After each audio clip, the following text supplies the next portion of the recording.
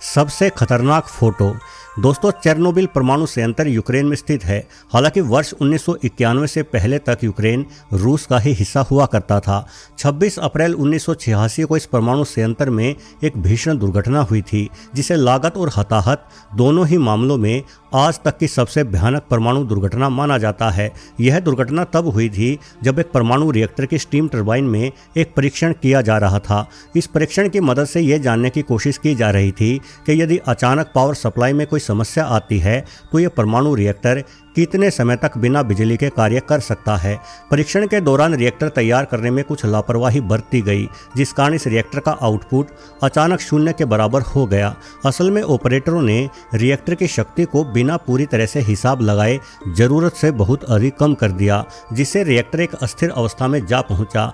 अब इस रिएक्टर को फिर से सामान्य अवस्था में पहुंचाने के लिए चालकों ने संयंत्र को बंद कर देने का फैसला लिया, मगर बजाय बंद होने के रिएक्टर के भीतर अनियंत्रित परमाणु अभिक्रियाओं की शुरुआत हो गई, जिस कारण एक के बाद एक कई भयानक विस्फोट हुए और रिएक्टर का अंतर्भाग तबाह हो गया। इसके तुरंत बाद रिएक्टर में भीषण आग लग गई और अगले 9 दिनों तक इस आग ने हवा में रेडियो एक्टिव प्रदूषण छोड़ा। यह प्रदूषण न सिर्फ रूस बल्कि स्वीडन, पोलैंड और बेलारूस समेत पश्चिमी यूरोप के देशों तक पहुंच गया था। विस्फोट के कारण 2 इंसान तुरंत मारे गए और कई अन्य गंभीर रूप से घायल भी हो गए। इस विस्फोट के बाद चेरनोबिल संयंत्र के आसपास के 30 किलोमीटर के दायरे में स्थित गांवों और शहरों को खाली करा दिया गया। जब इस घटना को घटे करीब 6 महीने बीत गए, तब कुछ वैज्ञानिक और सुरक्षाकर्मी इस परमाणु संयंत्र के रिएक्टर नंबर 4 में जांच करने को आए।